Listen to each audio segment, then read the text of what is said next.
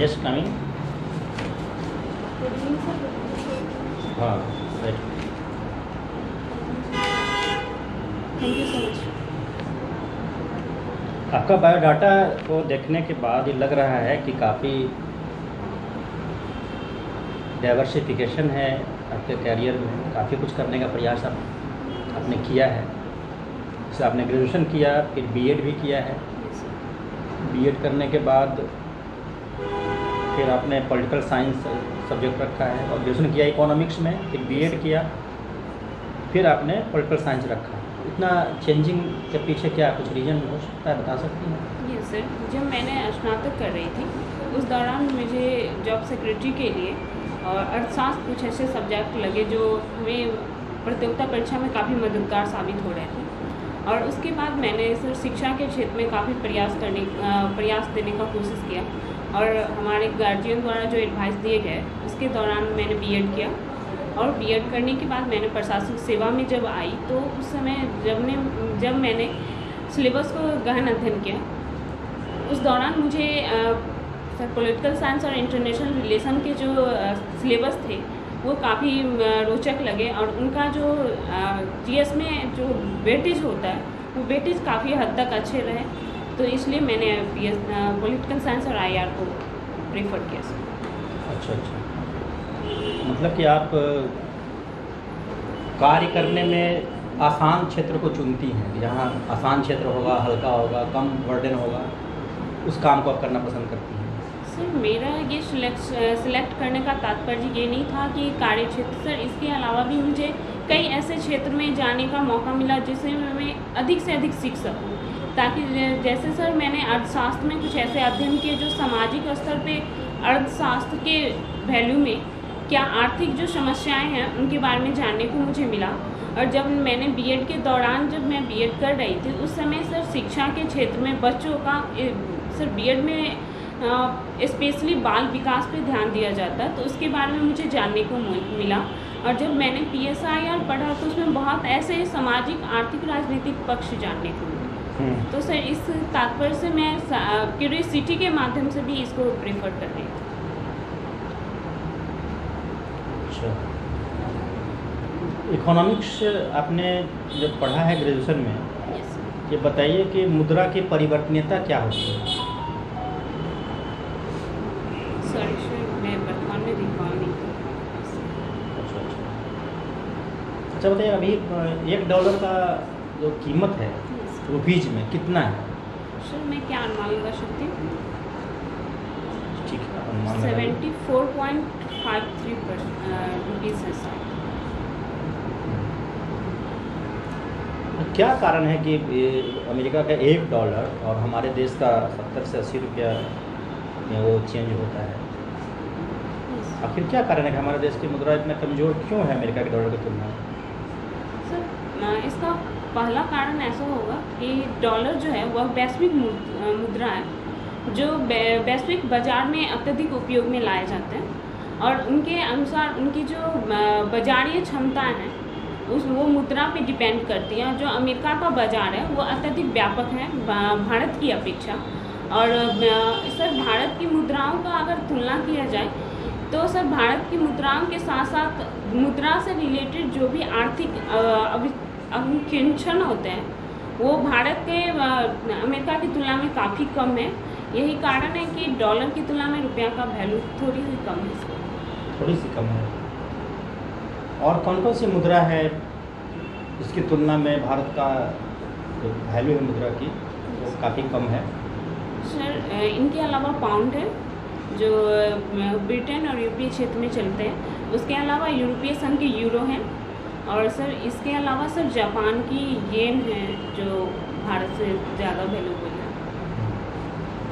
अच्छा, अभी एक संगठन का निर्माण किया था उसमें भारत भी है और 2-3 कंट्री और है, पूरे वर्ल्ड के काफ़ी प्रोमिनेंट कंट्रीज उसमें शामिल हैं। कौन सा वो नाम जानती है उसका? ये सर क्वाड है। क्वाड है। सर क्या है स्थापना का पर्पस क्या है? सर क्वाड की स्थापना का मुख्य जो उद्देश्य है वो हिंद प्रशांत क्षेत्र में शांति स्थापित करके मुक्त व्यापार को बढ़ावा देना है और इसके साथ साथ सर वाणिज्य एवं आतंकवाद सुरक्षा के दृष्टिकोण से भी इन्हें संकलित किया गया है। और साथ में सर GHG जो गैस है जलवायु परिवर्तन को मद्देनजर रख के इसको किया गया। मतलब इसको आप क्या मानते हैं, ये एक तरह से जो क्वाड संगठन है ये इसका बेस आर्थिक है या कूटनीतिक है? सर जब क्वाड की स्थापना की गई थी तो उनका मुख्य उद्देश्य आर्थिक था, बट बदलती परिस्थितियों को देखते हुए इनका वर्तमान में उपयोग कूटनीतिक रूप से भी किया जा रहा है। अच्छा अच्छा। तो और बताइए कि भारत कौन कौन से संगठन में शामिल है जो पूरे वर्ल्ड में काफ़ी महत्वपूर्ण स्थान रखता है, वो संस्थाएं संगठन इसमें इंडिया शामिल है, बताइए। सर पहला UNO के जितने भी संगठन हैं और उनसे संबंधित जो भी कार्यकारिणी संस्थाएं हैं as like sir WHO, WTO इनके सदस्य भारत वर्तमान में हैं। और हाल में UNSC के अस्थायी सदस्य के रूप में अस्थायी अध्यक्ष के रूप में चुने गए हैं, भारत को चुना गया है। इनके अलावा सर क्षेत्रीय विशेष में जो भी संगठन वर्तमान में बन रही हैं, जैसे सर G20 हो गए, SCO हो गए, इनके अलावा सर वर्तमान में ASEAN जैसे संगठन का पर्यवेक्षक के रूप में भारत शामिल है। अच्छा। तो आप अगर प्रशासन में आती हैं तो ये पॉलिटिकल साइंस और इंटरनेशनल रिलेशन ये किस प्रकार आपको मदद करेगा प्रशासन करने में? सर अगर मैं प्रशासन में आती हूँ तो political science and international relation के माध्यम से मैं समाज के जो सामाजिक मुद्दे और राजनीतिक मुद्दे से बेहतर रूप से समन्वय कर पाऊँगी। इनके अलावा सर पॉलिटिकल साइंस में कई ऐसे सिलेबस भी थे, कुछ ऐसे टॉपिक भी हैं, जैसे सर तुलनात्मक राजनीति के माध्यम से मैं तुलना कर सकूँगी राज्य और एवं उनके द्वारा जो स्थायी स्वशासन चलाए जा रहे हैं उनका। और इनके अलावा भी सर बहुसंस्कृतिवाद एक टॉपिक है जिसके माध्यम से अधिक विविधता वाले जो क्षेत्र हैं उन क्षेत्रों में किस प्रकार प्रशासन को समन्वय किया जाना चाहिए, इसको मैं उपयोग में ला सकती हूँ। जिसको आप पढ़ी हैं? यस। किस प्रकार किया जाना चाहिए बताइए। सर बहुसंस्कृतिवाद में ये पढ़ाया जाता है कि अत्यधिक संस्कृति होने के साथ साथ उनमें एक आपसी कनेक्टिविटी का एक सार होता है, जिस कनेक्टिविटी से के माध्यम से आप सारी संस्कृति को जोड़कर आगे बढ़ सकते हैं। तो सर इसके माध्यम से मैं अगर प्रशासन में आती हूँ तो समाज की विविधताओं को देखते हुए मैं उनके जो पर्सनल कनेक्टिविटी हैं सर, जैसे एसेंशियल जो वस्तुएं हैं वो हर एक किसी की उपयोग की होती हैं, तो उसको अगर पूर्ति किया जाए तो प्रशासन में काफ़ी मददगार भी होगी। लोक कल्याणकारी विकास पे बल दिया जाए। इसके साथ साथ वित्तीय समावेशन के माध्यम से भी बहुसंस्कृतिवाद को लेके भी चला जा सकता है। ठीक। आपका ऑप्शनल था sir political science and international relation. Political science में प्रेशर ग्रुप के विषय में क्या करेंगे? सर दबाव समूह ऐसे समूह होते हैं जो प्रत्यक्ष रूप से तो राजनीतिक सत्ता में नहीं आते हैं, किंतु अप्रत्यक्ष रूप से प्रशासन में राजनीतिक भागीदारी को निभाते हैं। आपके कार्यों के दौरान मान लीजिए आप सेवा में आ जाते हैं और किसी आप ही के कार्य को लेकर प्रेशर बनाया जाए, फॉर एग्जांपल जैसे मान लीजिए कि रोड एक्सीडेंट होता है तो आपको जाके वहाँ पे उनको मुआवजा वगैरह देना है, एक प्रक्रिया है, 24 आवर सरकार करती है, 24 आवर के अंदर हम दे देंगे। अब रोड पर लोग जमा हो जाए और कहे कि नहीं अभी देना होगा, क्या करेंगे? सर अगर ये कार्य मुझे सौंपा जाता है तो सर्वप्रथम मैं उनसे वार्तालाप करूंगी इस माध्यम से और उन्हें अपनी तरफ से पूरी प्रयास करूंगी कि जो विधिगत रूल एंड रेगुलेशन है उन्हें समझाने का प्रयास करूंगी। अगर फिर भी वो इस चीज़ को मान नहीं रहे हैं तो मैं अपने जो उच्च पदाधिकारी हैं उनके थ्रू मैं उनसे बात करूंगी कि इनके आगे के जो कार्रवाई हैं वो किस प्रकार किए जाए और उनके अनुदेशानुसार मैं कार्य करूँगी। सीनियर कहेंगे कि मुआवजा दे के रोड जाम खत्म करवा दीजिए। सर मुआवजा देना सरकार की कार्य होते हैं, और जब तक मुझे सरकार के द्वारा आदेश नहीं दिया जाएगा तो मैं इसे पारित नहीं करूँगी। आप ऑथोरिटी हैं, आप ही को देना है, वो आप ही का काम है। सर मैं मानती हूँ कि ये मेरा कार्य है, बट मुझे जब तक वहाँ ऊपर से ये आदेश नहीं दिया जा रहा है कि आप मुआवजा के लिए उन्हें दे सकती हैं, तो तब तक मैं नहीं दूंगी। अगर ऊपर से आदेश मुझे दे दिया जाता है, अतिशीघ्र उन्हें मुआवजा दिया जाए, तो मैं उसे मुआवजे जांच पड़ताल करके उन्हें उस मुआवजे ऊपर से ऑर्डर आ गया, पेमेंट करिए और रोड जाम खत्म करिए। अब तो सर ऑफकोर्स मैं अपने उच्च पदाधिकारी के ऑर्डर को फॉलो करते हुए मुआवजा प्रदान करूँगी। कल को ये बन जाएगा ट्रेंड कि रोड जाम करिए पेमेंट होता है। सर सर्वप्रथम मैंने कहा था कि जो भी घटनाएं हुई हैं उनकी पूरी जांच होगी कि वो मुआवजा देने लायक हैं या नहीं, और अगर वो मुआवजा देने लायक हैं तो सर ये मुआवजा उनके हक हैं, उनका न्याय है।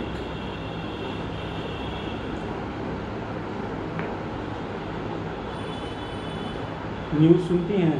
Yes sir. आज का कोई हेडलाइन? यस सर, आज ओलंपिक में सबसे स्वर्णिम दिन माना जा रहा है भारत के लिए कि सेमीफाइनल में भारतीय ओलंपिक महिला ओलंपिक प्रथम बार सेमीफाइनल में पहुंची है। इनके अलावा सर ओलंपिक में भारत के पक्ष में 2 ऐसे मेडल आए हैं जिनके बारे में काफ़ी प्रसिद्धि प्राप्त हुई है और इनका सराहना किया जा रहा है हमारे माननीय प्रधानमंत्री द्वारा भी, और कई ऐसे आस लगाए जा रहे हैं। इनके अलावा सर प्रधानमंत्री द्वारा ई-रूपी का जारी किया गया है। एक डिजिटल फॉर्म होता है जिसके माध्यम से ट्रांजैक्शन किया जाता है, उसे एक डिजिटल ट्रांजैक्शन कहा जाता है, जिसमें वाउचर और स्कैनिंग के माध्यम से SMS के माध्यम से लोगों को प्रदान किया जाए। आपकी हॉबी क्या है? सर मेरी हॉबी बच्चों को पढ़ाना और डायरी में लिखना। बच्चों को पढ़ाए हैं? Yes sir. किस क्लास तक के बच्चों को? सर वर्तमान में मैं 8वीं तक के बच्चों को पढ़ाती हूँ। नकारात्मक पक्ष आपने लिखा है, मेरा आचरण के अनुरूप किसी अन्य का व्यवहार नहीं होने पर परेशान हूँ। तो इस वीकनेस को कैसे दूर करेंगे आप? सर मैंने इस वीकनेस को काफ़ी हद तक पार कर लिया है कि इसमें धैर्यता अति आवश्यक हो जाती है कि आप धैर्य बनाए रखें और उन्हें अपने अकॉर्डिंग समझाने का प्रयास करें कि आपका पॉइंट ऑफ व्यू क्या है, और उस कार्य के लिए आपके पॉइंट ऑफ व्यू से अगर चला जाए तो सक्सेस की कितनी कैपेसिटी होती है।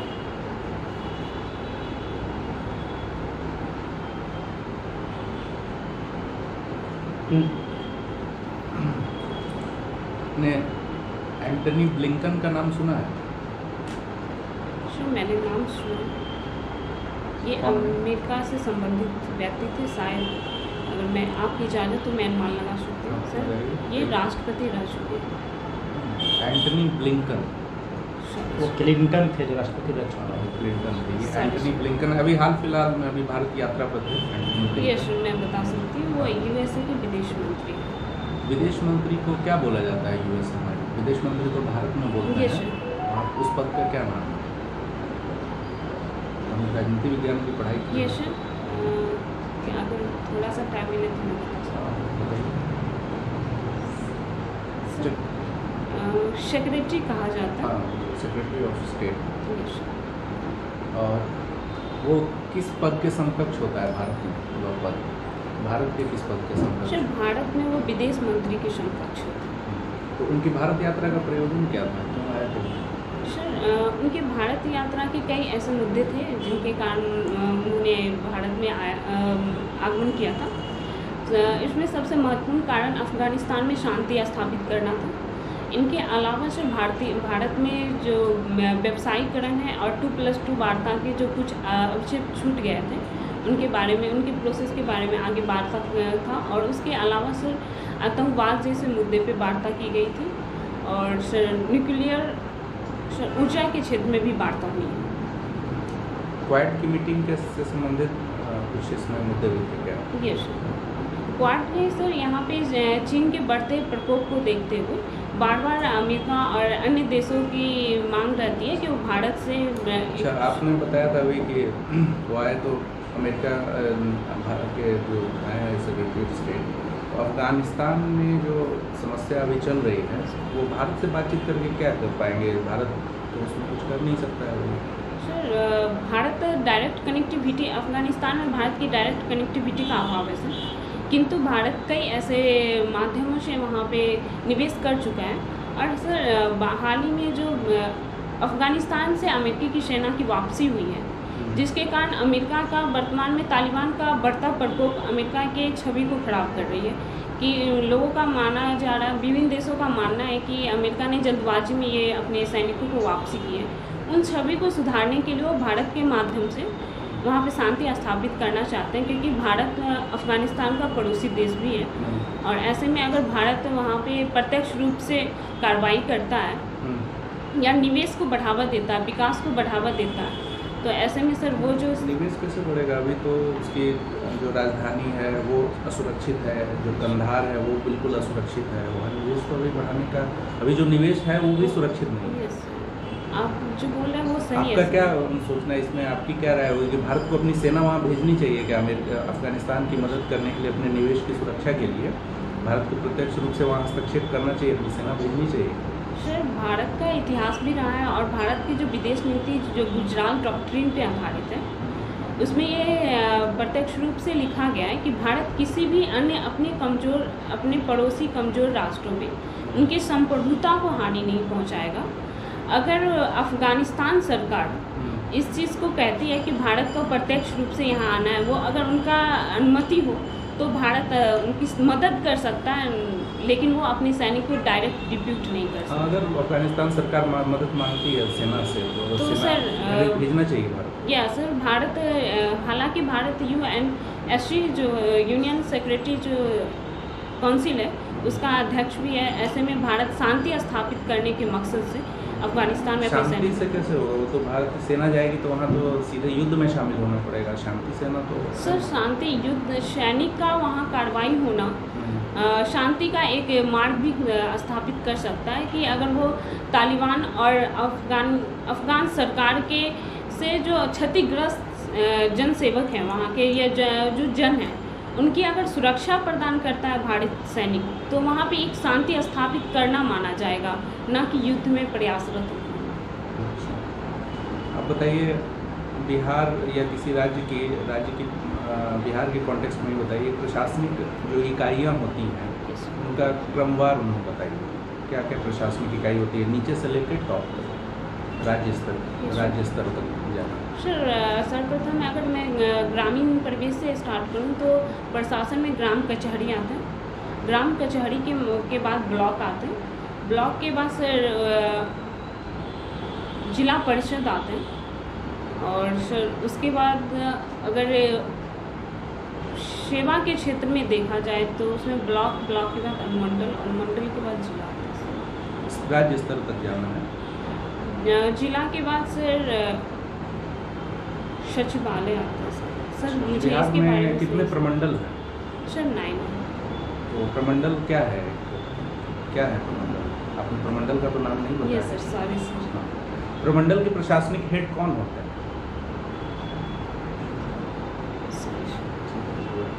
नंबी नारायण का नाम आपने हाल फिलहाल में सुना है क्या? इसरो के भूतपूर्व वैज्ञानिक थे।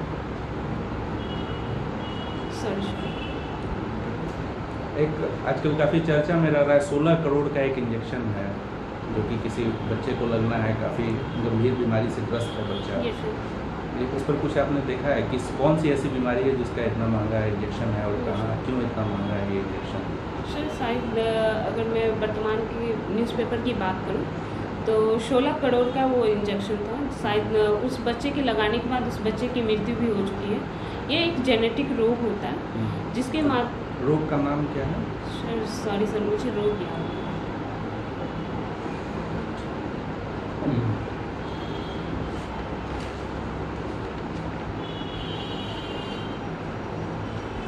तो बहुत अच्छा जवाब दे रही हैं युद्ध और शांति के बारे में। तो ये युद्ध के बारे में चाणक्य के सिद्धांत है, सिद्धांत को जानती हैं? यस। क्या चाणक्य ने क्या कहा था इस संबंध में? सर चाणक्य चंद्रगुप्त मौर्य के एक सलाहकार भी रह चुके हैं और उनके गुरु भी थे। उनका मानना था कि अगर कोई राज्य अगर अपनी प्रगति चाहता है और अपने आप को प्रभावशाली दिखाना चाहता है तो सर्वप्रथम उनके जितने भी पड़ोसी राज्य हैं उन्हें कमज़ोर करने का प्रयास किया जाना चाहिए। वो प्रयास चाहे वो युद्ध हो या तो आर्थिक विधि द्वारा कमज़ोर किया जाए या तो उनके जो दुश्मन देश हैं उनसे संबंध बेहतर करके उन्हें। क्या आज हमारी सरकार चाणक्य की उस नीति को मानकर चल रही है?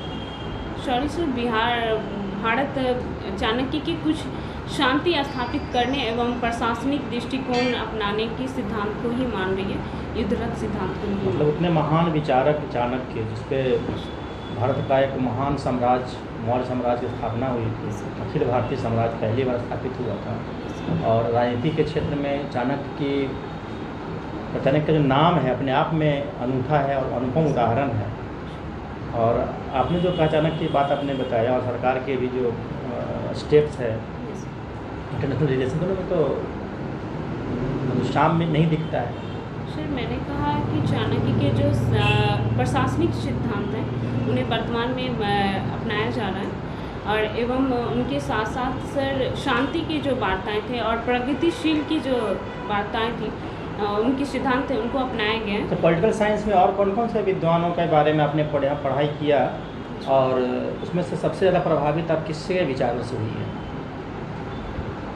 सर इनके अलावा सर मैंने मनु के बारे में भी पढ़ा है और सर अगर वेस्टर्न थिंकर के बारे में देखा जाए तो मैंने अरस्तु को पढ़ा है, मैकियावेली को पढ़ा है। इनके अलावा कई ऐसे विचारक हैं जिनमें मैंने मैकियावेली से अधिक प्रभावित हुई। प्लेटो के बारे में पढ़ी है? यस। प्लेटो और अरस्तु के दर्शन में क्या डिफरेंसेस है? सर हालांकि अरस्तु प्लेटो के शिष्य रह चुके हैं इसलिए उनमें कई ऐसे गुण पाए जाते हैं जो प्लेटो में थे, लेकिन सर उनके द्वारा प्लेटो द्वारा जो आदर्शवाद का जो नीति दिया गया था कि राजा सर्वश्रेष्ठ होता है और उनमें एक आदर्श होती है और हर कोई राजा नहीं बन सकता, इस चीज़ को अरस्तु ने खंडन किया। आपकी हॉबी क्या है? सर बच्चों को पढ़ाना एवं डायरी लिखना। डायरी लिखना। अच्छा। पिछले बार डायरी आपने कब लिखा है?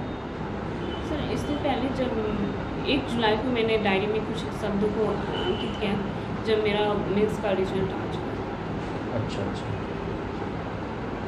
और जब आपका फाइनल रिजल्ट आएगा तो फिर किस प्रकार लिखेंगे आप? सर उस समय मैं अपार खुशी होगी और मैं इस खुशी को अपनी डायरी में ज़रूर अंकित करूँगी। Okay, thank you. आप जा सकती हैं। Thank you so much sir.